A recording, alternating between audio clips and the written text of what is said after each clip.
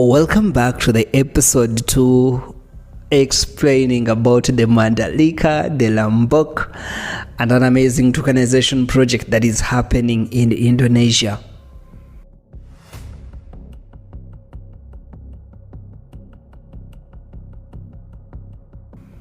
What I discovered, it helped me to explain why international investors are continuing to pay attention to Mandalika, to Lombok, and to this Indonesia project.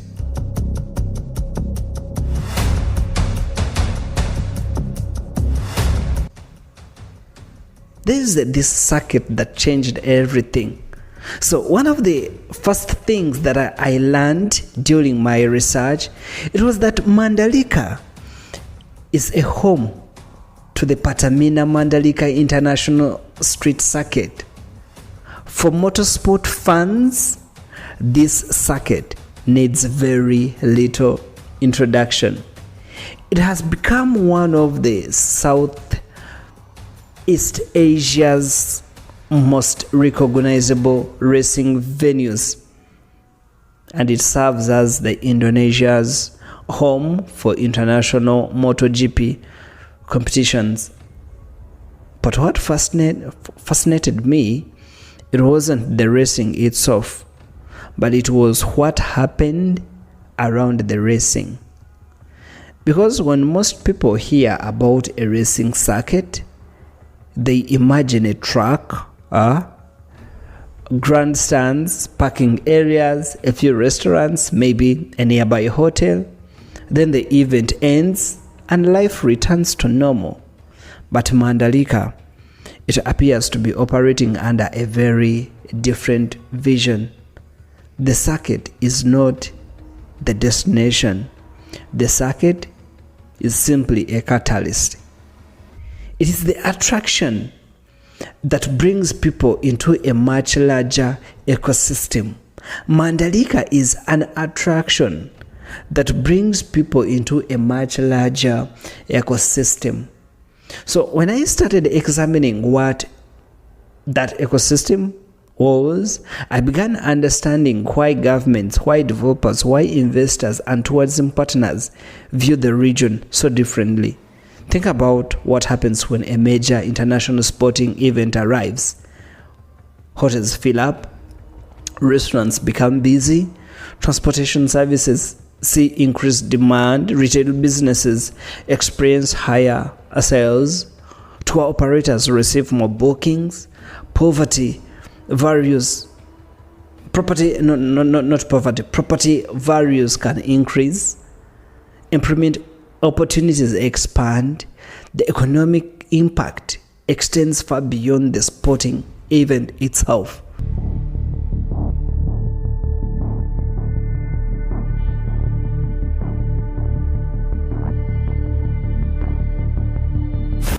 Now, I want you to imagine creating a permanent tourism destination around that activity. That appears to be part of the long-term vision. The race may last for a few days, but the tourism economy, it operates every single day. And that distinction is extremely important because sustainable economic growth, it rarely comes from a single event, but it comes from creating an environment where visitors continue arriving long after the event concludes. This is where Mandalika becomes particularly interesting.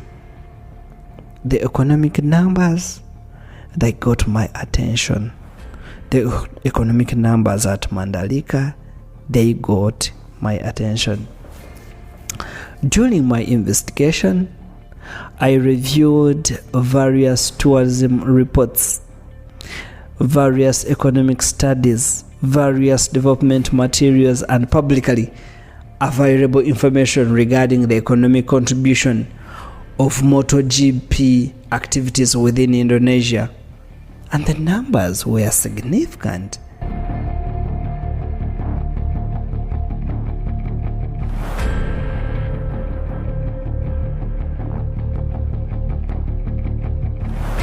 Year after year, MotoGP activities that are associated with Mandalika, they generated trillions of Indonesian rupee in economic value. Look at this. In 2022, it estimates that suggested that actually approximately 4.5 trillion Indonesian rupee were accumulated just in 2022. And in 2023, the similar figures appeared. Guess what? In 2024 alone, it estimates increased value of Indonesian rupees of 4.8 trillions. And in 2025, the economic footprint remained substantial.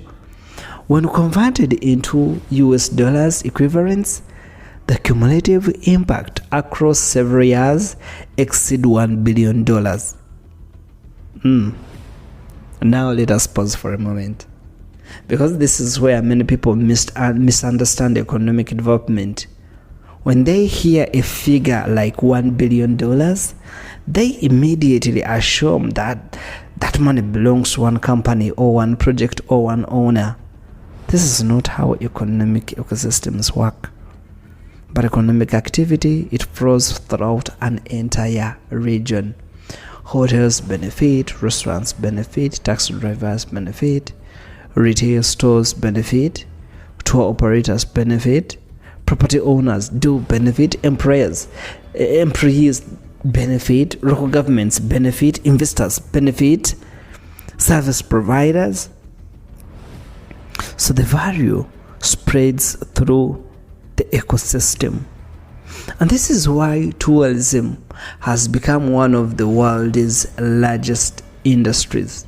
So a visitor arriving at an airport does not spend money in only one location, but they interact with an entire network of businesses.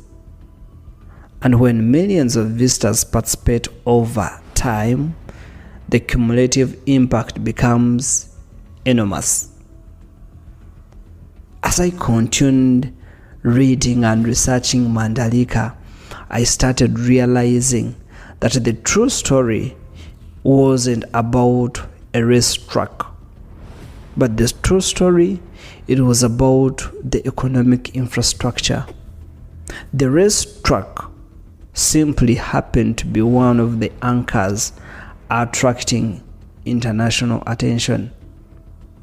Look at the real estate angle.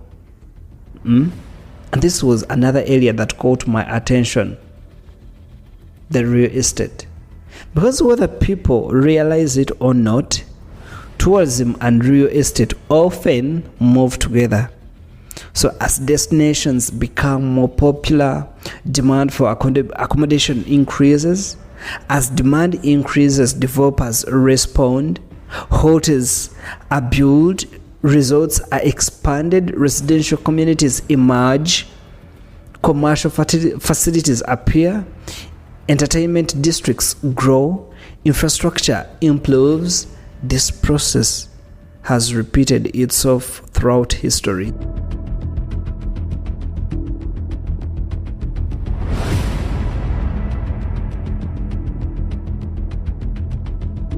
You can see it in Dubai, you can see it in Miami, you can see it in Singapore, you can see it in parts of Thailand, you can see it in many parts of the world that have successful tourism regions. The question becomes whether Mandalika is following a similar trajectory. And while nobody can predict the future with certainty, it is here clear that substantial resources are being directed to investors, not because of blockchain, not because of tokenization, but because of the underlying economic activities. And this is a point I believe many people overlook when discussing tokenization. The token is not the investment thesis. The asset is not the investment thesis. The economic activity is the investment thesis. The infrastructure is the investment thesis. The tourism demand is the investment thesis. The token simply becomes a mechanism that may facilitate participation. So understanding that distinction, it changed the way I viewed the entire project. Because suddenly, I wasn't looking at another cryptocurrency story, but I was looking at a tourism and infrastructure story that happened to involve blockchain technology. And that is a completely different conversation. The infrastructure behind the vision. As my research continued, I wanted to understand something as what exactly is being built at the Mandalika sports area. Because whenever developers describe a project as transformational, I immediately become skeptical. The word transformational is used so frequently that it often loses meaning. So I wanted specifics. I wanted details. I wanted to know what the physical development actually involved. And the more information I reviewed, the broader the vision appeared to become. The plans discussed luxury hotels, the involved resorts, hospitality facilities, marinas, entertainment venues, retail districts, restaurants, tourism infrastructure, transportation infrastructure, residential developments, lifestyle facilities. System is no longer built only with roads and buildings, but it is built with connectivity, payment systems, data systems, digital services, reservation platforms, smart technologies, and increasingly blockchain applications. The modern Vista expects a seamless digital experience. The modern investor expects transparency. The modern business expects efficiency. Technology right now is becoming embedded into almost every layer of economic activity, because supporters believe that blockchain technology can enhance transparency, it can improve efficiency, it can automate certain processes, and expand. That many of these benefits remain unproven at scale, and both perspectives deserve consideration. I found myself trying to separate the hype from the reality.